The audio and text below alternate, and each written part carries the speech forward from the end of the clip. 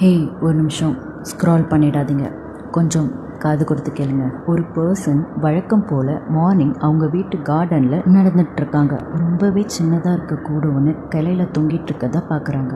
அந்த கூட்டிலேருந்து பட்டர்ஃப்ளை ஒன்று வெளியே வர்றதுக்கு ரொம்பவே ஸ்ட்ரகிள் பண்ணிகிட்ருக்கு. அதை பார்த்த அந்த பர்சன் அதுக்கு ஹெல்ப் பண்ணுறதா நினச்சிக்கிட்டு கூட்டை கலைச்சி விட்டுட்டாங்க. ரொம்ப நேரமாக வெயிட் பண்ணியும் அந்த பட்டர்ஃப்ளை பறக்கவே இல்லை. இதை பற்றி இன்னொரு பர்சன் கிட்ட அவங்க டிஸ்கஸ் பண்ணுறாங்க. அப்போதான் அவங்களுக்கு ஒரு விஷயம் தெரிய வருது. கம்பளி பூச்சி பட்டர்ஃப்ளையாக மாறுறதுக்கு எடுக்கிறது தான் அந்த கிரைசாலிஸ் process.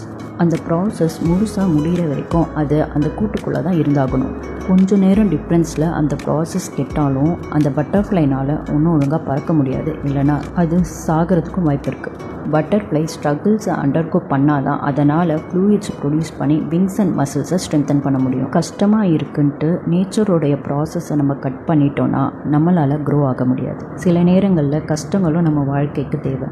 Grow through, go through. Share this with your friends and families.